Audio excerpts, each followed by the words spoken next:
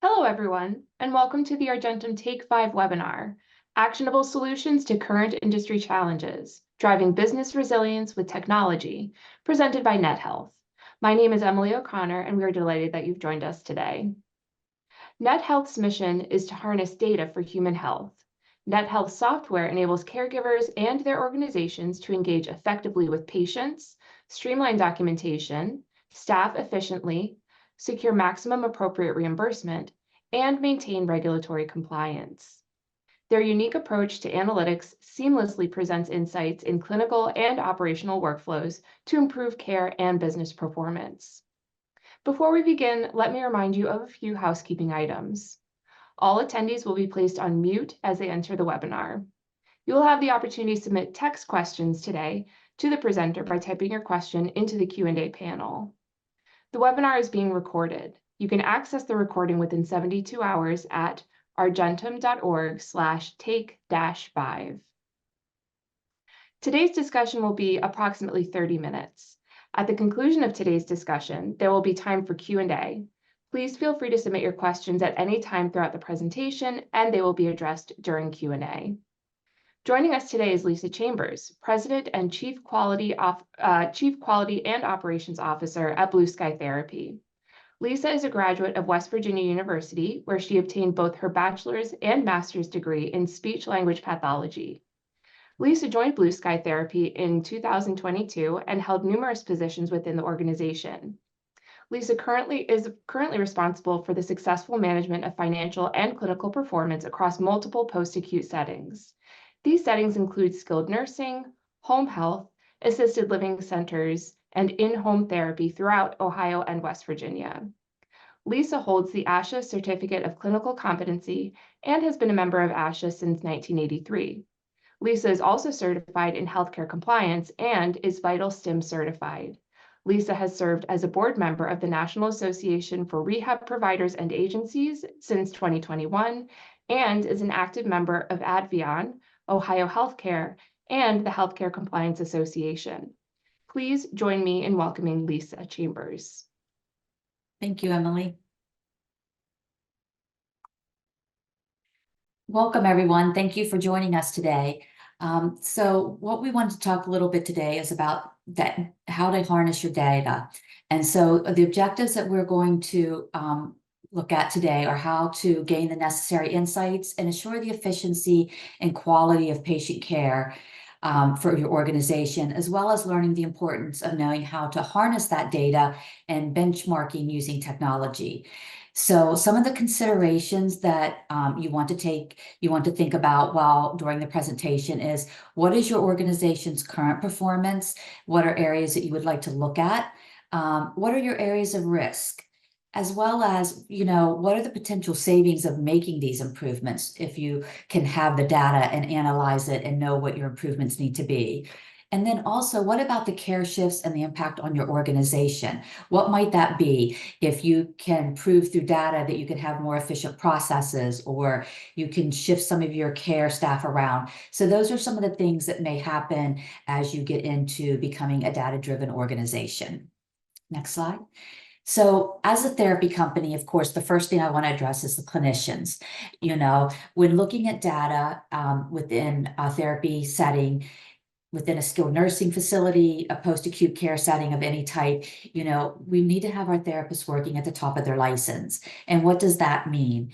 It means that they're no longer looking at one size fits all for a patient. They're looking at how to be the most efficient and effective with their care to get that patient to the next level of care, versus treating that patient from A to Z, as well as understanding that the minutes that they deliver need to matter in the sense that you don't need more is not always better, and it needs to be what is effective to get that patient the outcome that that patient desires.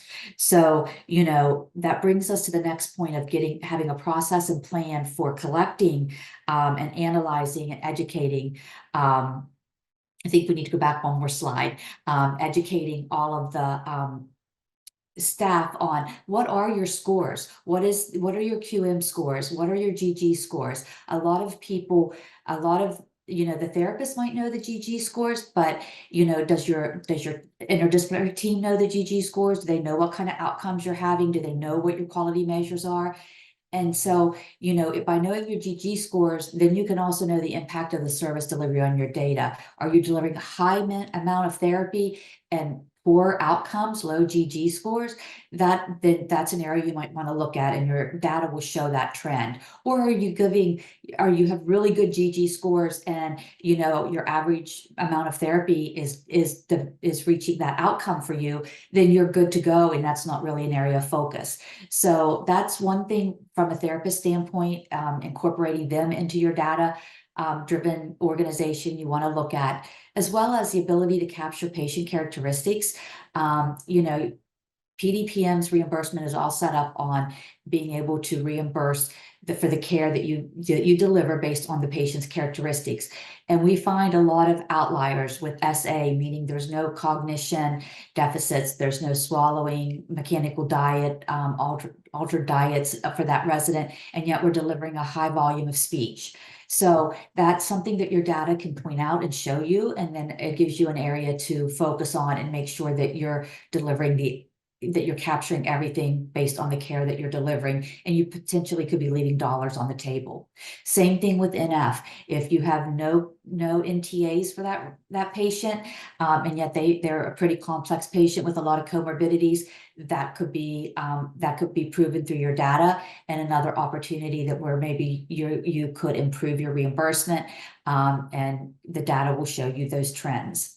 The other thing, the social determinants of health have become very important data points that people are starting to really track and trend and things like that. So it's important that our therapists have an understanding and understand the impact on the social determinants of health and incorporate those as a collaborative team at discharge. So that might be another data point you might want to look at with your therapy department. Next slide, please. So, those are some ideas from a therapy standpoint, but overall, as a data-driven organization, you want to identify your key data points throughout your organization. Typically, these items impact quality and reimbursement. These are your two high-risk areas. So then, in order to do that, you need a process for collecting and analyzing your key data points.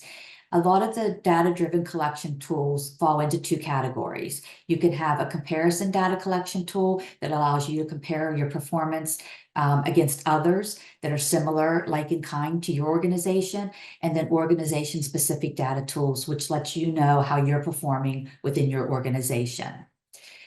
Your data, once you identify your tools, your data analysis is going to highlight areas of focus for you. And these are going to demonstrate improvements through trend data and information, but they're also going to provide advocacy, an opportunity for advocacy for accuracy. If you are seeing data trends that look abnormal, unusual, things like that, you could be having inaccurate data going in, and that can impact your performance. So it will also give you the opportunity to go back to your teams and advocate for accuracy. Because the data that goes in, if it's not accurate, it's meaningless to everybody. And then it also will be able to identify areas where you can come up with a solution-oriented answer to your problem. So once you have become embraced being a data-driven organization, these three areas will be the result of your ability to collect and analyze your data. So the next thing I wanted to talk a little bit about are some of the data comparison tools that are out there. Everybody, CMS has Care Compare, which allows you to see how you compare to other nursing homes in the area. So you can see, how you kind of stack up against the others. But there's other things out there as well. Some of the EMRs have data comparison tools built within them, but also things like Advisory Board, Trella, who also tends to have a little bit of, they tend to get MDS or CMS data a little bit earlier. They compare rehospitalization rates, where the referrals are going, how many discharges to the post-acute setting from a hospital. So they provide a different type of information. There are tools such as PointRight, Simple LTC, and Core. That's just a few that are out there. There's a host of others available to compare, but these tools will allow you to compare yourself to others. And then the next step, on the next slide, we're going to talk about like how do you compare yourself to others. So this is an example of a comparison data point for PDPM. This information is from 2022 and their national averages. They've been scrubbed for wage index impact and that type of thing. So, you know, the average daily rate across the nation averaged out to be, you know, $599 a day. Your PT OT rate for an average was $181 a day. Your speech rate was $41 a day, and nursing was $180 a day, and your NTAs were $100 a day.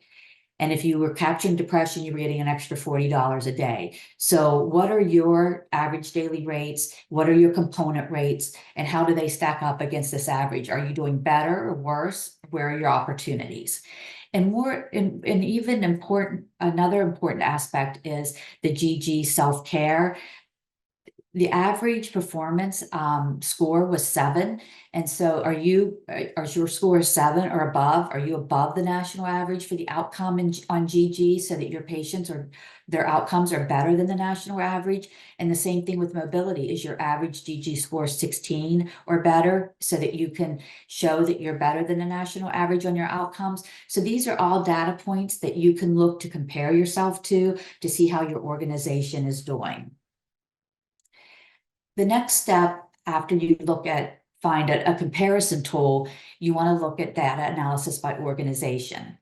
So this is where you're looking within your organization to compare your own identified data points. You need to find a way to mine the data. Powered BI is a tool that interfaces with other databases to bring real-time data. So this is an example of what Blue Sky uses. We currently have dashboards and data through Powered BI for multiple areas within our organization. So we can pull data and compare and look at how our partners are functioning from, you know, data points that we've identified through clinical service delivery, such as PDPM and things like that. We can look at clinical service delivery and how the amount of delivery has impacted our outcomes. And then there's also the financial reporting that can show, you know, are you delivering things at a reasonable cost? And are you delivering, you know, the same amount of therapy to, you know, to your long-term care patients? Are the focus there as much as on your skilled patients? And do you have a balanced program? So being able to look within your organization, you can look at a lot of different areas, and then you can share that data across the organization. And it really does, what you find when you dig into your individual data analysis, you find that some of the assumptions you had were not true. The data, you know, basically doesn't lie as long as it's accurate. So, you know, a lot of times you have an assumption that you may be doing well, and then when you dig in, you find out that maybe there's areas of opportunity. So that's why it's important to also have data points for your individual organization. The next step, once you've started collecting it and you have a way, you know, you want to develop a consistent auditing schedule and a plan. And the big key here is consistency. You need to have a schedule and a follow-up plan. You want to identify your areas of high risk, which I said earlier, such as reimbursement, patient safety. Those are typical areas that usually have a big impact on your organization. So when you look at your data, you can look at the strengths of your data, of your performance, any weaknesses in your performance, opportunities, and threats. And as you identify these areas, you need to identify how you're going to monitor, how you're going to follow up, and who's responsible, who has ownership of that area within your organization for those different areas of opportunity that you have targeted for improvement. And you can do this type of analysis throughout your organization. It can be clinical, it can be financial. You know, there's multiple departments that you can take this data into and do some analysis and look for areas of opportunity. So after you've completed your SWOT analysis, now what? You've got your strengths, you've got your weaknesses. what should I do? The biggest thing you could do is educate. If you, in your desire to become a data-driven organization, you have to have your whole team on board. It has to be top of mind. You have to all think about data and the impact it has on how you operate as an organization. So you need to educate not only on how, how important the data is, but how you're going to use it, what are you going to use it for, and the impact it's going to have on the organization. So educate, educate, educate. And then there's going to require a lot of collaboration, because a lot of these, once you get into your data analysis, there's going to be a lot of opportunities where the data is going to cross departments or different areas within the organization. So you're going to have an ability to collaborate and know what the common goal is for your improvement based on your data analysis. Once you've done your data analysis and you know your areas of improvement, then you can become solution oriented. So if my area is, I am not capturing enough of my NTAs, and then I can develop a solution and a process to do better at collecting NTAs and improving my reimbursement for the care that I'm providing. So it allows you to become more solution oriented based on actual data. And then you will want to develop dashboards or a system for monitoring. If you don't follow the data on a regular basis, you're going to miss those slight changes and trends that you can impact early, and then before they become problematic. So you want to make sure that you have an ability to build some dashboards and look at some information on a regular basis. The other thing I would say, especially within our industry, is embracing technology and program development.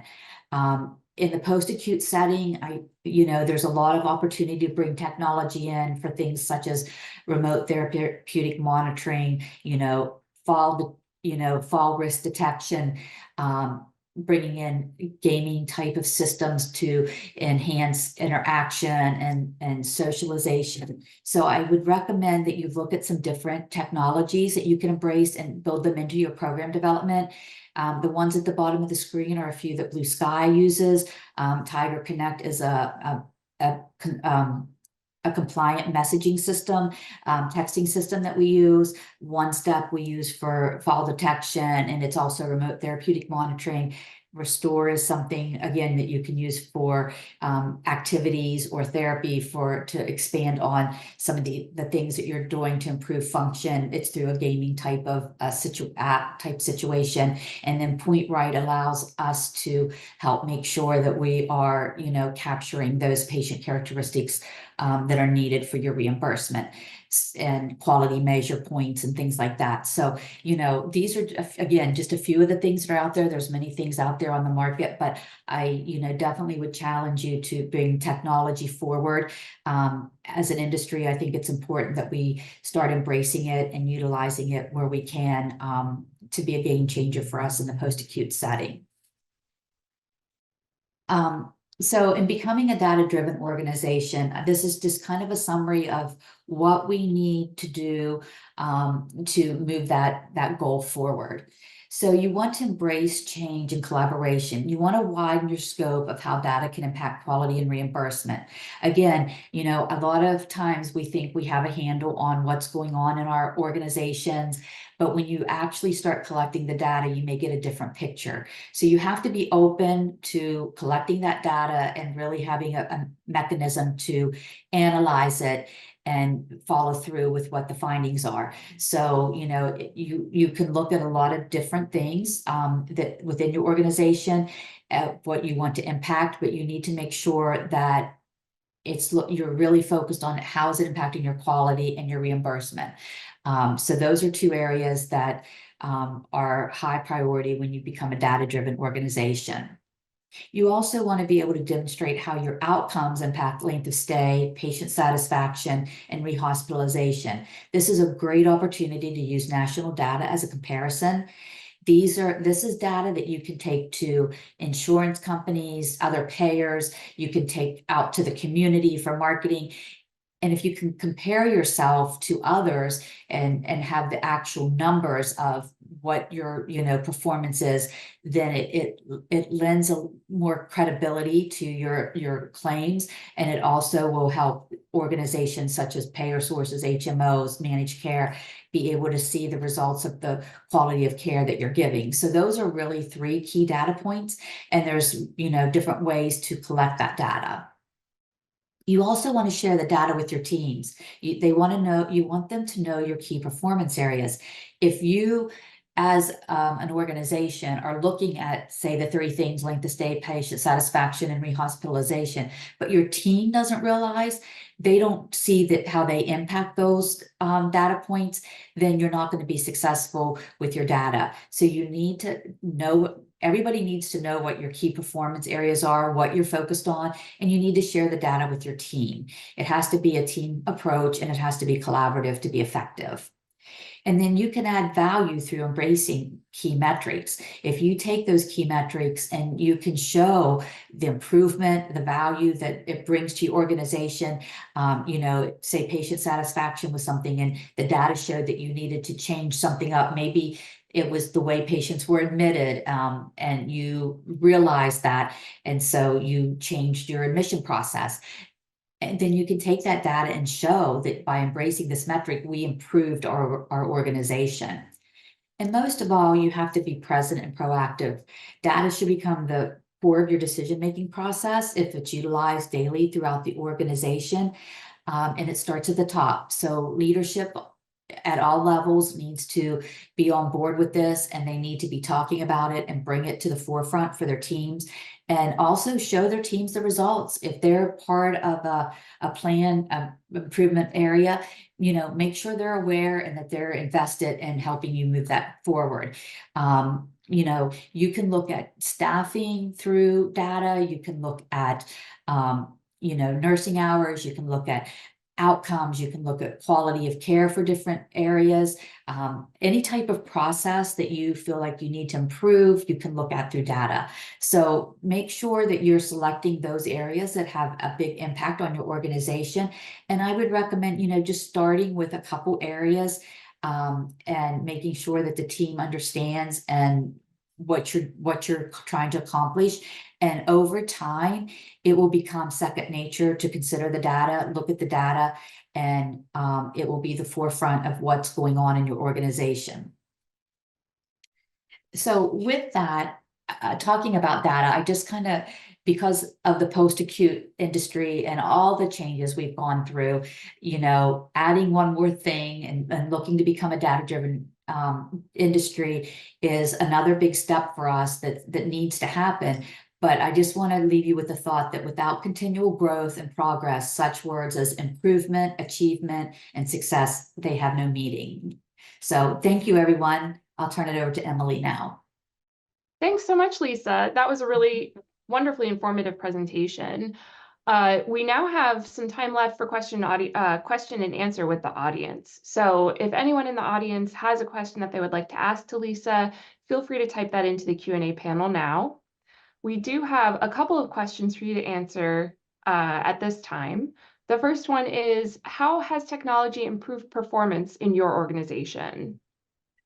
Within our organization, I think one of the things that technology has done for us is it has provided, both on the clinical and the business side of things, with knowing our data and knowing what our service delivery is and what the impact is on the patients as far as their outcomes. We're able to look at that daily, and we can drill down to know if it's, a therapist that's having trouble, maybe they need education on coding, those kinds of things, but it really allows us to drill down on our performance. And then from a technology side for clinical care and embracing things like One Step and Restore, we're able to help with fall prevention, and keep our residents safer within the organizations. That sounds like some great improvements. The next question that we have here is, what are some of the barriers to becoming a data-driven organization? I'd say the first one is resistance. Technology, dashboards, we're all, from a clinical standpoint, we don't really adapt to that quickly. But once you see the insight it can give you, It really does play a big part in your decision-making from even a clinical standpoint. So I think the biggest thing is the initial resistance and just how to get started, finding the right tools. But I think with some persistence, everybody does adapt and they see the value as they have more exposure.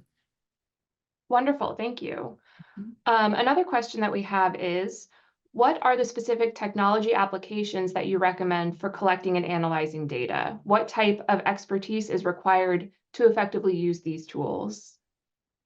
Well, like I said, from a blue sky standpoint, we use BI, powered by BI, which is a Microsoft tool. You do need somebody that has that knowledge, that experience. So you need somebody on your staff that knows how to pull that data over and be able to make it into a dashboard and make it user friendly and things like that. So you do need somebody with some expertise on your team. But you also can pull data through your EMRs for like your outcomes and things like that, if you know what you're comparing yourself against. So if you have, data for outcomes for your GG scores, you can get those out of your EMR and you can look in like, kind of like I showed you what the average scores are and things like that. But for your own organization data, you're going to need somebody that's specialized that can build those dashboards and things for you. Okay, thank you, Lisa. Mm-hmm. Another question here, where do you find national averages for length of stay, satisfaction, rehospitalization, et cetera? It's usually on one of those databases. The CMS, the Care Compares has a lot of that data on there. And then, like I said, like the Trella, things like that, you can get other information regarding rehospitalizations, what doctors are referring where, those kinds of things. But CMS Care Compare has a lot of that data on there. Okay, thank It's you. just not always really easy to pull it together. So it takes some searching. Gotcha. Thank you, Lisa. Another question here from the audience. Is there a public domain you use for national PDPM data comparison? No, we pull it from the averages that are reported out there through Care Compare and things like that. Our analytics department pulls that information and gets that. But like I said, like what we have, it's 2022 data. There is no quick way to get that information because CMS does not release until later. I see. Okay. It looks like those are all of the questions that we've received from the audience. As we wrap up for today, we have some key takeaways to remember from today's presentation. Data is critical in analyzing your performance. Tools are available to assist you with comparison and organization-specific data. This is a culture shift and a different way of thinking about performance for senior care providers. Technology is evolving to assist you. And finally, you need a process for identifying key areas, but it's most important to act on those key areas with consistency. Thank you, Lisa, for today's wonderful discussion, and thank you, NetHealth, for presenting this informative webinar. If we were not able to answer your questions today, or if you would like to reach out to Lisa, please feel free to contact her directly. Her contact information is on the screen. This concludes today's webinar. We hope you will join us again at a future Argentum webinar or event. For information on our upcoming webinars, please visit argentum.org/take-5 and argentum.org/webinars. For information about Argentum's 2024 Public Policy Institute and Fly-In, taking place March 11 through 13 in Washington, D.C., visit argentum.org/PPI. To access the Argentum Innovation Roadmap and Technology Report, visit argentum.org/research-reports. And finally, to learn more about training, credentialing, and certification opportunities, please visit argentum.org/learn. Thanks again, and have a wonderful day.